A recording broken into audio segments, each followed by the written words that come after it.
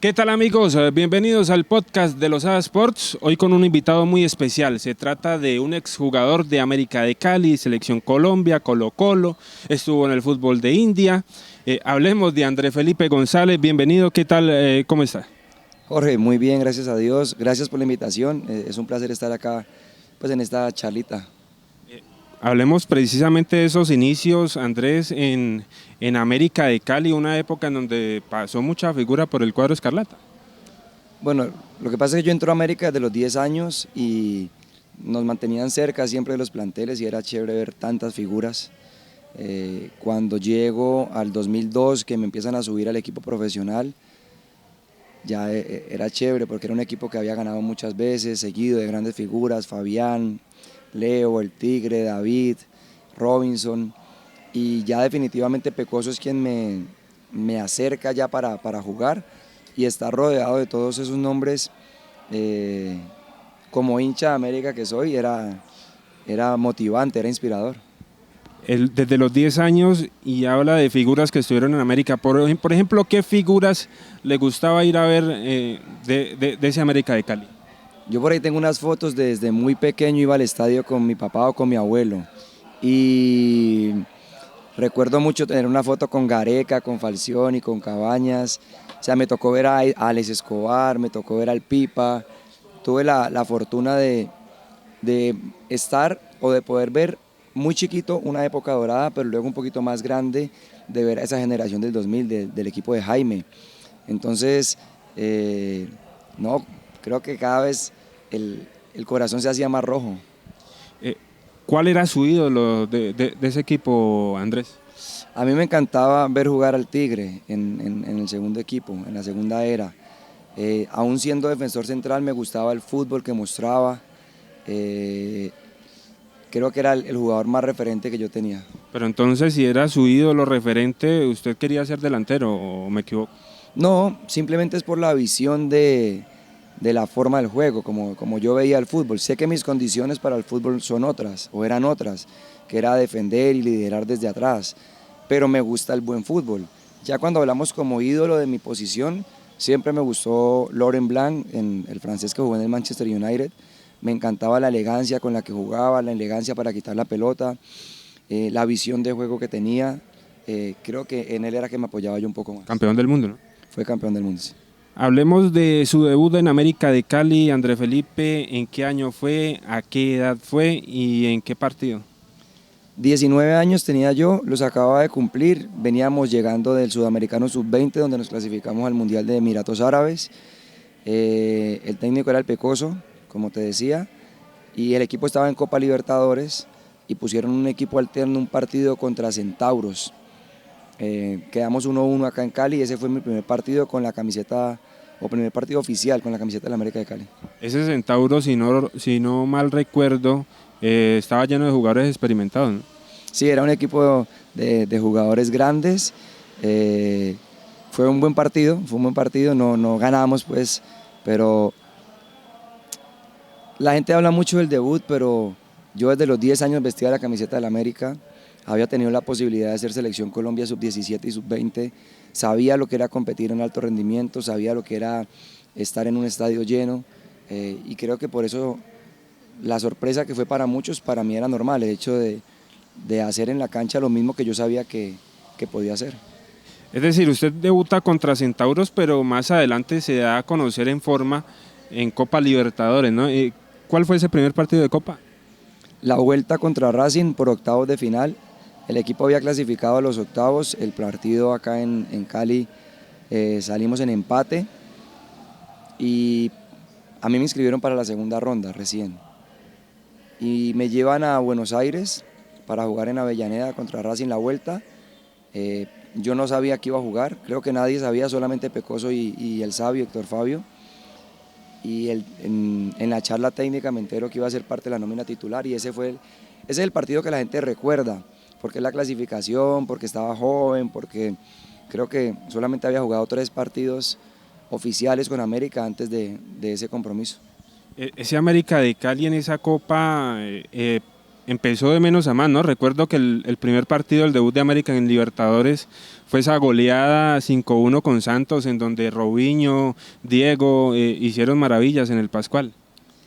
Bueno, no por nada serían también finalistas el Santos en la final, que perdieron contra Boca después. Pero sí, el equipo se fue fortaleciendo. Es que era un equipo muy bueno, la verdad, y creo que tenía una mezcla ideal entre la experiencia, jugadores de muy buena edad, pero con mucha experiencia que ya sabían ganar, jugadores un poco más experimentados que también habían ganado, y jugadores jóvenes que veníamos a complementar y aprender de ellos, algunos que también habíamos ganado y que habíamos competido a nivel internacional. Creo que eso fue lo que nos permitió a nosotros hacer una muy buena Copa Libertadores, y siempre me voy a quedar con el sinsabor de no haber podido competir contra Boca con el equipo completo. Creo que el hecho de llegar a esa semifinal tan mermado, 5 jugadores menos de la nómina titular de los que veníamos jugando, marca mucha diferencia, y ante un equipo con la grandeza de Boca pues fue muy notorio. Pero volvamos a su partido, a su primer partido en Copa Libertadores, el Cilindro de Avellaneda, un estadio, una cancha que mete miedo, y usted apenas empezando en el fútbol, ¿cómo vivió esos primeros minutos, sobre todo esos primeros minutos en ese estadio? Bueno, para empezar, como jugador de fútbol nunca he sentido miedo en un estadio, en ninguno de los que jugué. Creo que entre más histórico y más imponente el estadio es más motivante para uno, y entre más lleno de personas, bien sean fans tuyos o la hinchada rival, es más motivante jugar. En mi forma de verlo siempre fue así. No sabía que me iba a tocar jugar, pero el proceso que había hecho desde los 10 años me preparó para ese día. Sabía que era manejar la camiseta del América, sabía que era la presión, sabía que era competir a nivel internacional, y aparte Pecoso fue muy claro conmigo. La única pregunta que me hace cuando se acaba la charla técnica es ¿cómo se siente? Yo le dije bien, profe, y me dijo listo, mijo. O sea, él sabía que yo era capaz, no hablamos más, y yo sabía que tenía que salir a hacer a la cancha, lo mismo que había hecho los últimos 11 años. Entonces no, creo que eso fue como el punto clave para poder desempeñarme bien. Después llega ese partido histórico para América, River Plate, partido que América no mereció perder en Argentina y lo pierde en el último minuto, pero luego en la vuelta América le da un repaso al equipo argentino, que pasa por encima. Los dos partidos fueron muy buenos partidos, fueron muy intensos, bien competidos.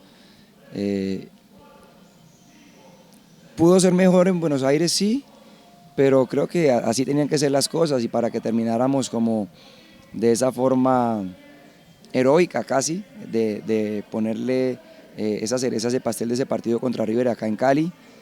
Y es un partido que se recuerda mucho por lo que vivimos, por la intensidad, por la pelea de Pecoso con Usain, porque se nos estaba colocando cuesta arriba, pero terminamos pasando por encima, por el Pascual como estuvo, por la hinchada que estaba feliz. Yo creo que aunque nos quedamos con el dolor de no llegar a la final, ese partido fue un gran premio para toda la hinchada americana. Se esperaba una final colombiana, ¿no? Porque por el otro lado Independiente Medellín también venía haciendo un papel, y ese equipo también es muy recordado con Mao Molina, Tresor Moreno, dos equipos colombianos que no llegaron a la final pero siempre dejaron huella. Jugábamos bien los dos, creo que la tarea de Medellín también fue súper bonita porque era un equipo que también jugaba bien.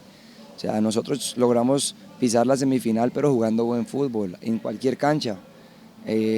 Íbamos a tratar de jugar buen fútbol. Creo que el único partido, aparte del de Santos, de esa Copa Libertadores, y el que perdimos acá con Boca de la semifinal, que como te decía estábamos muy mermados, creo que siempre mostramos un buen partido, un buen desempeño. No se dio para ninguno de los dos, pero creo que hicimos nuestra parte, intentamos tanto Medellín como nosotros hacer las cosas lo mejor posible. Hablemos ya de tu salida de América de Cali, sale para otro grande del fútbol suramericano como es Colo-Colo.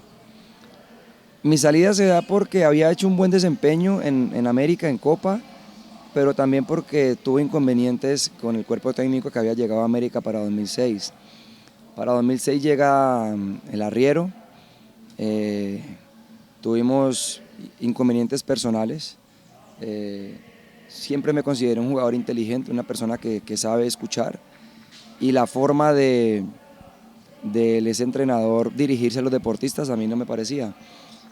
Yo de forma muy respetuosa se lo dije en un par de ocasiones que a mí no me hablara de esa forma, que yo sabía entender, que me hablara, que cualquier cosa que me tuviera que decir me lo podía decir, pero que me tratara con respeto. Y en él encontré siempre respuestas agresivas, una persona con la que en ese momento, porque no sé ahora, la verdad de ese momento nunca volví a conversar con él, pero en ese momento no estaba abierto a una conversación madura, y lo que hice fue pedir mi salida del equipo. Les dije, bueno, es el entrenador, yo no quiero generar problemas para este equipo, amo el América, pero es hora de irme porque con él no va a pasar nada. Pues para mí, se da que Colo-Colo estaba buscando un central, se da que Gareca había sido técnico mío, se da que Borgi y Gareca fueron muy amigos, y Gareca me termina recomendando con Borgi, y por eso se da la idea a Colo-Colo. Bueno, el arriero, pues en otros términos un poco grosero, ¿no? Pero entonces le tocó con el Pecoso Castro, que dicen que también que es una persona complicada, pero entonces de Pecoso no, nada que hablar. Pecoso siempre fue un hombre intenso, un hombre que vivía el fútbol con intensidad, que gritaba, pero nunca me faltó respeto, y yo nunca lo vi faltarle respeto a ningún jugador en el tiempo que estuve con él. Yo no estoy diciendo que no lo hizo porque no sé antes, pero mientras yo estuve ahí nunca lo vi faltarle respeto a un jugador. Sí era intenso, sí exigía, no te comía de nada. Pecoso no le importaba si tenías 500 partidos o 5, el que rendía en la semana jugaba, era simple. Y creo que por eso es que tanto la hinchada americana como la hinchada del Deportivo Cali lo quiere, porque reconoce eso en él. Pecoso es un técnico que nunca permitió que le pusieran un jugador, y yo lo viví con él en Santa Fe. Él se va de Santa Fe porque no acepta que le pongan un jugador desde la directiva, y él dice que no estaba en condiciones para jugar y él se va. Pero nunca nos faltó el respeto, pero que a mí un técnico, llámese como se llame, viniera a faltarme el respeto, a querer gritarme delante de todo mundo y hablarme mal sin necesidad, porque yo ni había sido grosero con él, nada, había sido un error de entrenamiento normal, y sentí que me faltó el respeto en 2 ocasiones, y por eso terminé por irme. Bueno, luego está en Colo-Colo, comparte con Arturo Vidal, ¿no? Que fue noticia por estos lados, el retorno del Rey a Colo-Colo. ¿Cómo le fue con Arturo Vidal y cómo le fue en Colo-Colo? Bien, fue una experiencia muy enriquecedora. Yo estaba joven, llegué a un equipo que había invertido mucho capital, solamente habíamos 2 extranjeros en ese momento. Celso Ayala, reconocido, mundialista, campeón con River, entonces tenía unas charreteras bien grandes, pero yo era muy joven todavía. Me costó llegar, me faltó un poquito de personalidad al principio, pero después de una conversación se me va el nombre del chileno que jugó acá en América. Fabián Estay. Con Fabián Estay, que me arropó allá, me dijo, hermano, haga lo que hacía acá. Y yo, ¿qué es lo que yo hacía allá en América? Y me dijo, cójalos a patadas a todos. Empecé en los entrenamientos a hacer lo que yo hacía acá, a ser intenso, a ser agresivo nuevamente, y ahí recuperé el puesto y nunca volví a salir. Tuve la fortuna, sí, de compartir con grandes jugadores del fútbol chileno, que en ese momento todavía no lo eran. Habían algunos como Rodrigo Villarroel, como Matías Fernández, que ya estaba vislumbrándose como una gran figura, Alexis Sánchez, el Chupete Suazo, Claudio Bravo, pero fue en ese año y en el siguiente que ellos consiguieron hacerse llamar la época dorada del fútbol chileno, la nueva época dorada, porque van a la selección y empiezan a ganar.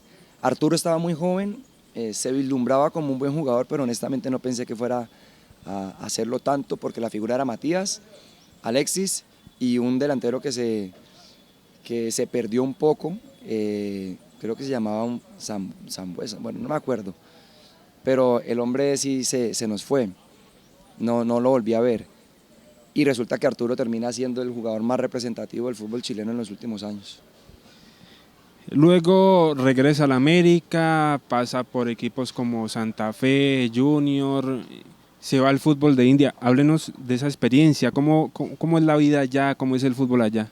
¿Cómo le costó? Me imagino que le costó esa experiencia en el fútbol de la India. Bueno, cuando se da lo de India, yo ya estaba mucho más maduro, tenía 30 años, acababa de renunciar yo a Junior, yo tenía contrato con Junior hasta diciembre, en marzo pasa lo de mi hija, en junio, después de perder la final con Nacional, estamos en pretemporada, mi hija tiene otro episodio y yo digo que basta, que tenemos que estar juntos e irnos a casa.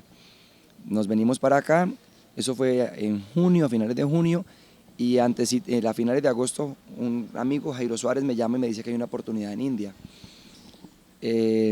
Yo lo hablo con mi esposa porque habíamos renunciado al fútbol para poder estar al cuidado de Julieta, pero resulta que sale esa oportunidad. Julieta aquí en Cali se comportó muy bien, esos 3 meses la mejoría de su salud fue notoria, y lo que yo hago es decirle a mi esposa que está esa posibilidad. Ella sabe que yo amaba el fútbol, que me gustaba jugar, y me dice váyase, y yo me voy para la India.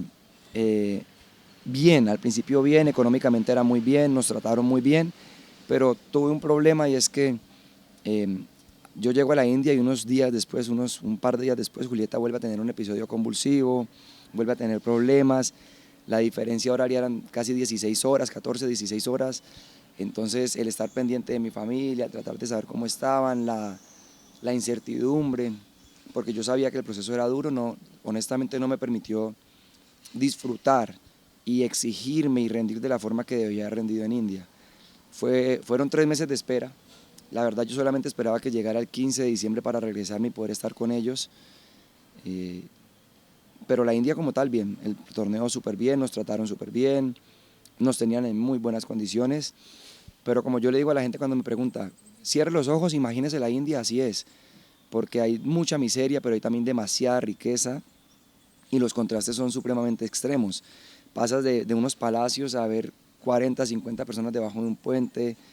Es complejo, pero es un país que vale la pena visitar, que uno puede aprender mucho de lo que se encuentra allá.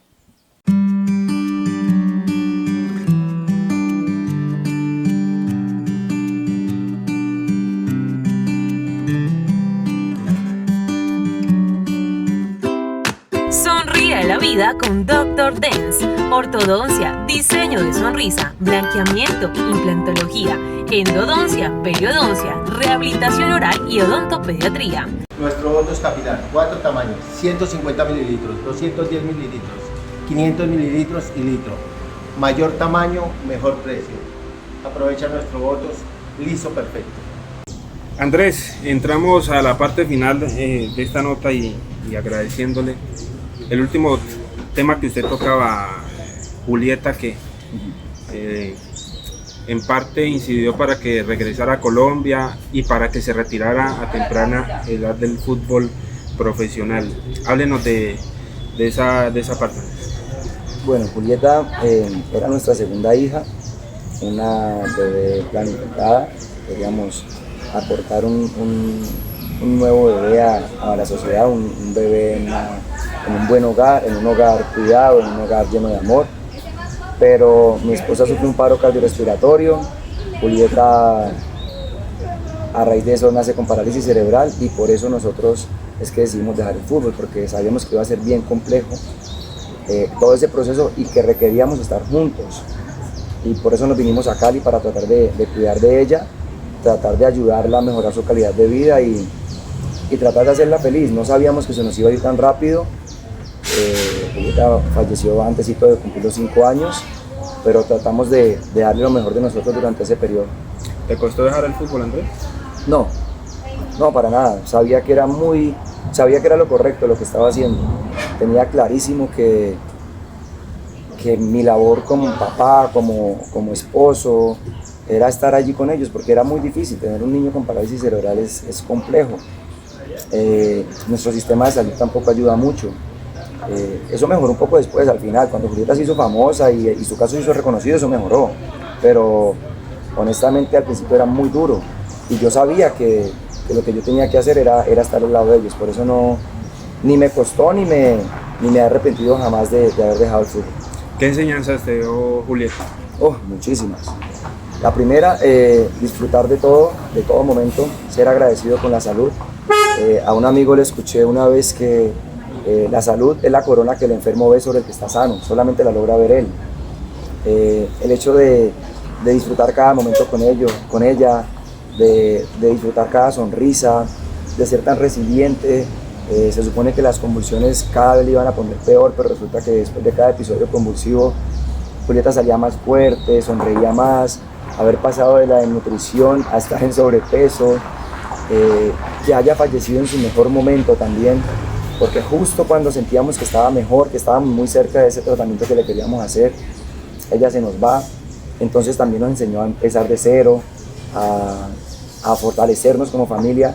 No, Julieta fue nuestra maestra de vida, eso lo hicimos nosotros tres como familia, Alexa, Juan Diego y yo, y siempre vamos a estar agradecidos con ella, y es por eso que hoy en día hago la labor que hago, de contar la historia, de llevar el mensaje a las familias, a los equipos de trabajo, que seamos resilientes, que hay mucho por aprender, y siento que tengo la responsabilidad de compartir el mensaje, que no puede ser el aprendizaje solamente para nosotros.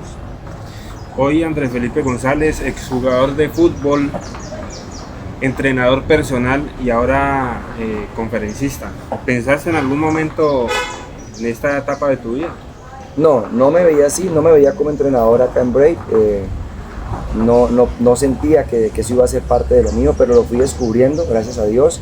Y siendo entrenador, descubrí la faceta como conferencista, porque en un momento de este proceso entendí que para el deportista es tan importante, o incluso mucho más importante, crecer de una forma mental y espiritual, fortalecerse de adentro para afuera, para poder soportar lo que es el entrenamiento y para poder conseguir logros exteriores. Pero si no hay cambios interiores, exteriormente no va a llegar nada. Entonces, cuando comprendí eso, empecé a prepararme, a estudiar, a buscar información para poder brindarle a los deportistas algo más que entrenamiento físico.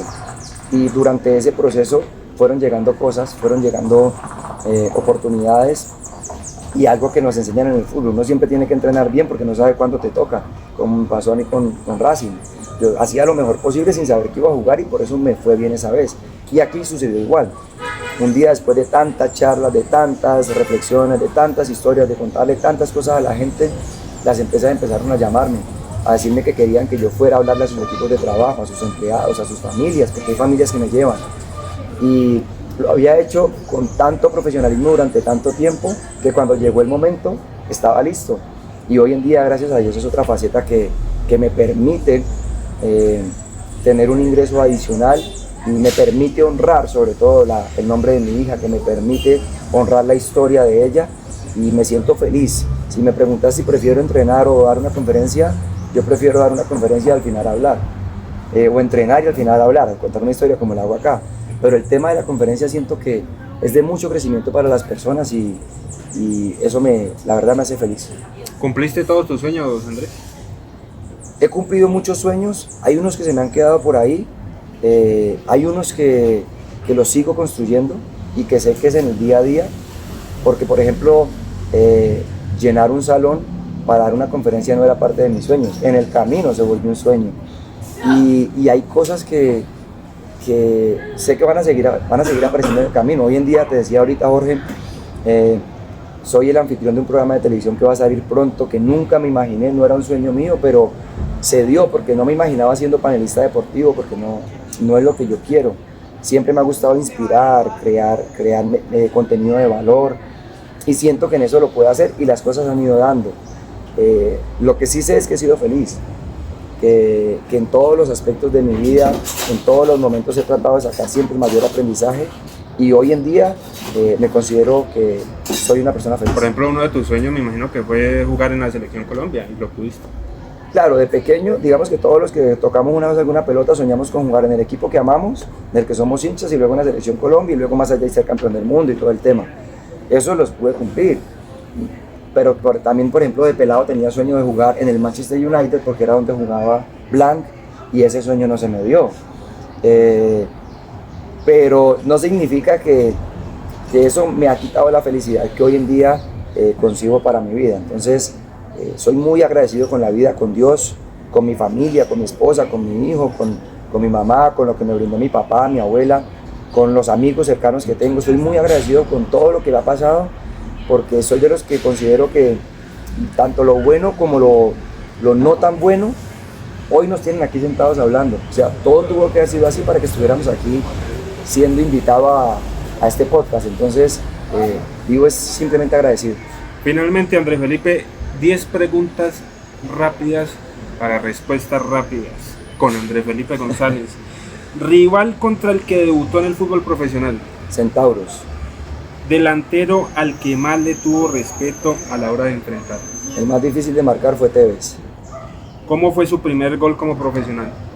De cabeza ante Tolima. ¿Cuál fue el referente en su posición? Laurent Blanc. ¿Messi o Cristiano? Messi. Un central de la actualidad que le guste de Colombia y del mundo. Dios mío. Virgil me encanta del mundo. Acá en Colombia veo poco fútbol, tengo que reconocerlo. ¿El DT que más cariño le guardó? ¿Yo a él o él a mí? Usted a él. Reinaldo Rueda. ¿Y él a usted? Reinaldo Rueda. 3 amigos que le haya dejado el fútbol.